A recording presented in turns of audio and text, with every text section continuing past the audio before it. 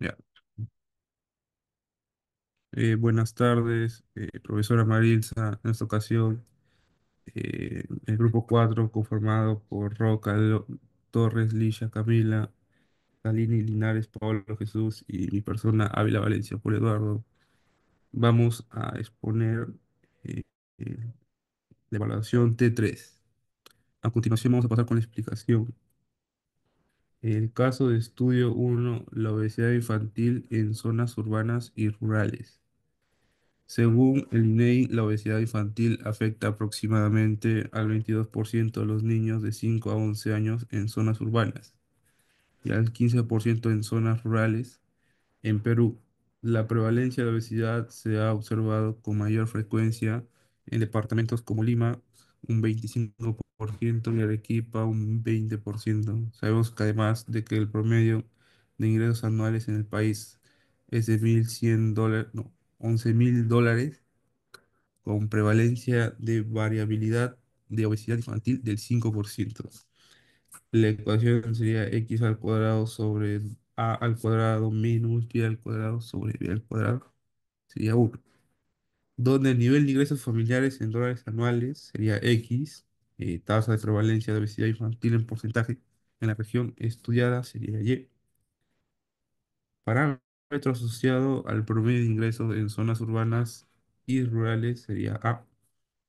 Y parámetros que reflejan la variabilidad de la tasa porcentual de obesidad según el nivel de ingresos sería B.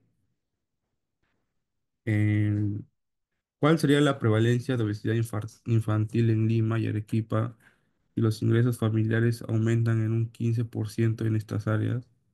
Realiza los cálculos aplicando la ecuación dada, considerada además que los ingresos anuales de las familias en Lima es de $10.000 y Arequipa un 20% menor.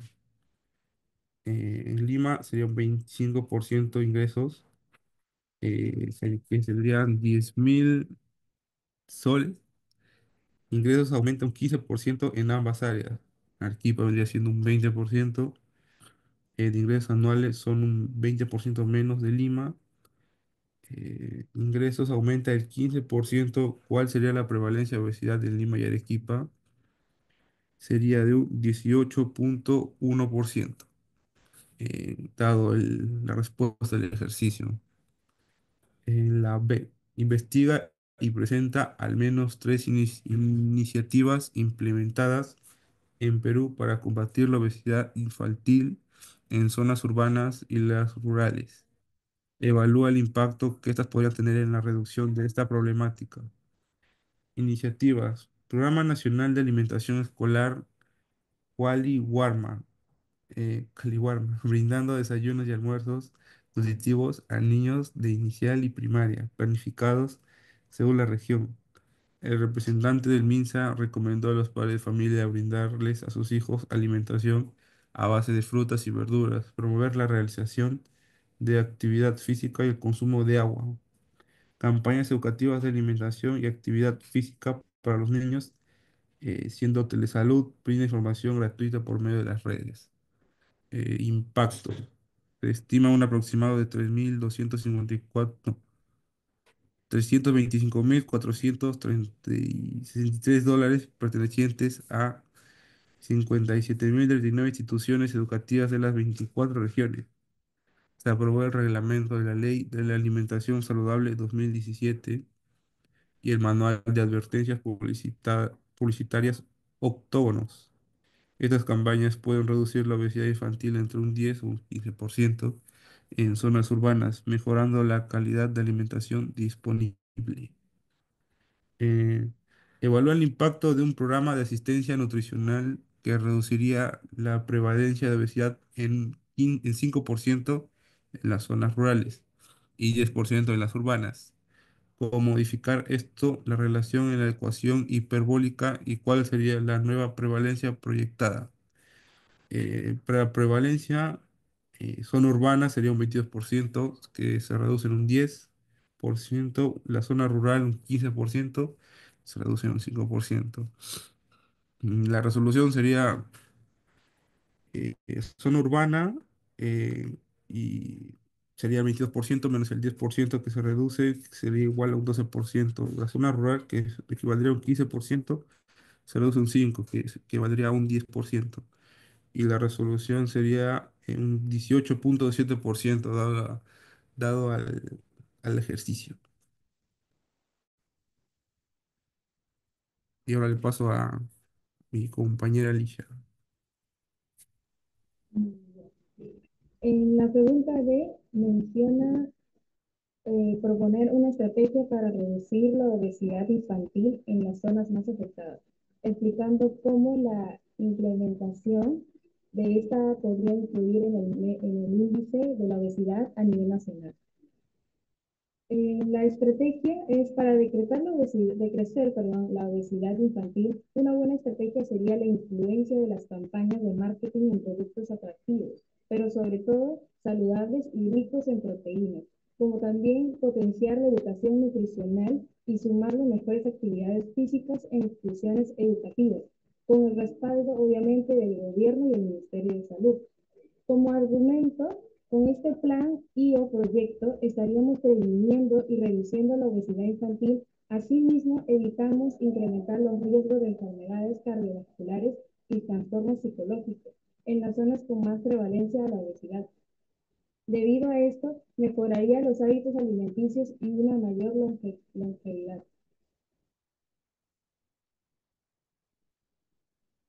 En el caso de estudio 2, la inanización y malnutrición en comunidades rurales aisladas. En la descripción tenemos en algunas comunidades rurales de la sierra peruana se conoce que la disponibilidad media de alimentos de estas regiones es del 70% y además el 5% de la población infantil de 4 años sufre de malnutrición severa. Las áreas de Huancavelica y Ayacucho registran los inicios más altos según el INE. Como dato tenemos la disponibilidad de alimentos básicos, que es valorizada en X, Y es la tasa de prevalencia de malnutrición infantil en porcentajes, A es el parámetro que representa la disponibilidad promedio de alimentos en las comunidades rurales y B es el parámetro asociado a la prevalencia promedio de malnutrición en las áreas de estudiantes. Calcula la prevalencia de malnutrición en Huancavelica si la disponibilidad de alimentos aumenta en un 20% usando la ecuación de Lipse para obtener la nueva tasa. Si la disponibilidad de aumenta en un 20%, entonces antes de llegar al punto, los datos de alimentación básica es igual que a X. La tasa de prevalencia de malnutrición Y, entonces A es igual que 70%, ya que la disponibilidad de promedio de alimentación es el 70%. La B sería el 5% de malnutrición infantil.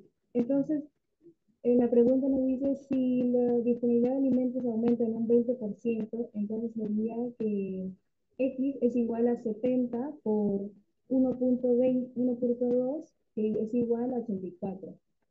Reemplazamos en la ecuación hipérbola y nos sale el 84 al cuadrado sobre 70 al cuadrado más y al cuadrado sobre 5 al cuadrado es igual a 1.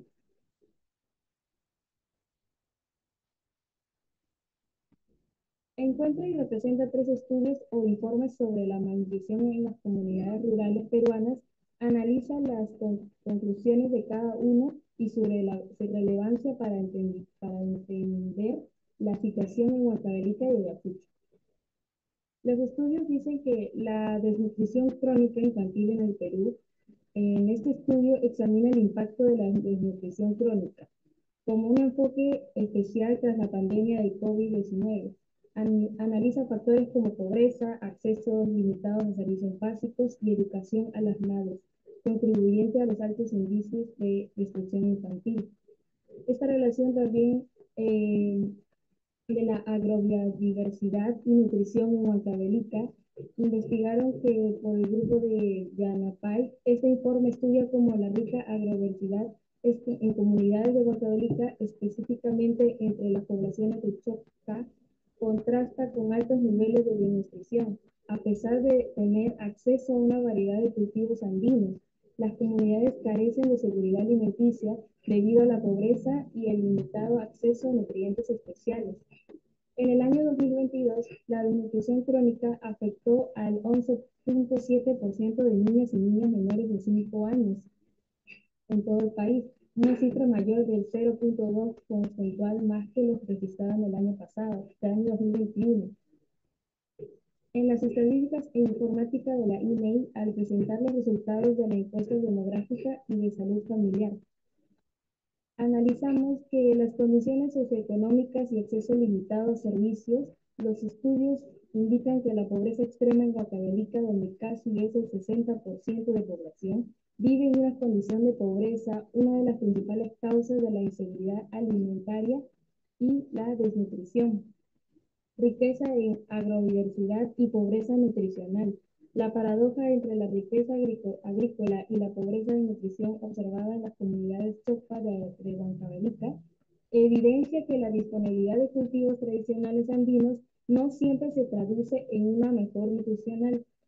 Suplementación de micronutrientes como medida paliativa. La experiencia de suplementación en Ayacucho y Huancavelica revela que los programas de salud específicos, como la distribución de micronutrientes, pueden reducir problemas con la anemia, aunque la cobertura y aceptación con una limitada área rurales.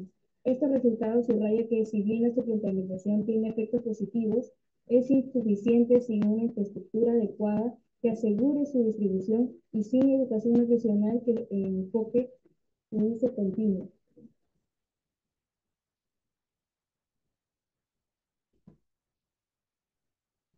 Ahora le paso a mi compañero Paolo.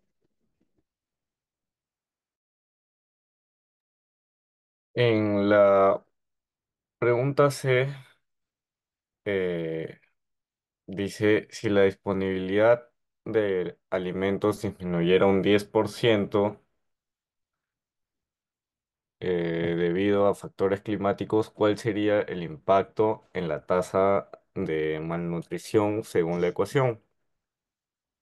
Como datos relevantes tenemos que si X es la disponibilidad de alimentos básicos de la región, si la disponibilidad de alimentos disminuye un 10%, entonces X es igual a 0,0.9 X a la desviación de la eclipse sigue siendo X al cuadrado sobre A al cuadrado más menos Y al cuadrado menos sobre B al cuadrado, que vendría a ser como resultado 1. En la resolución sustituimos eh,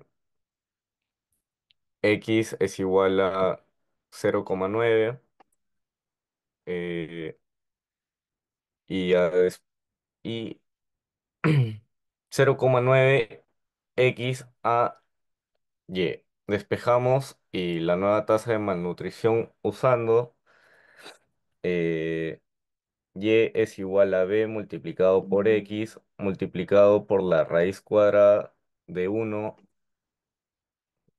menos el cociente de X al cuadrado entre al cuadrado.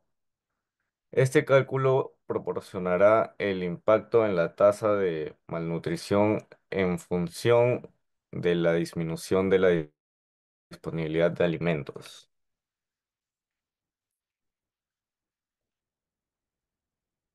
En la pregunta D nos dicen que proporcionemos un plan integral para reducir la malnutrición en estas comunidades, describiendo como cada aspecto del plan mejoría las condiciones actuales.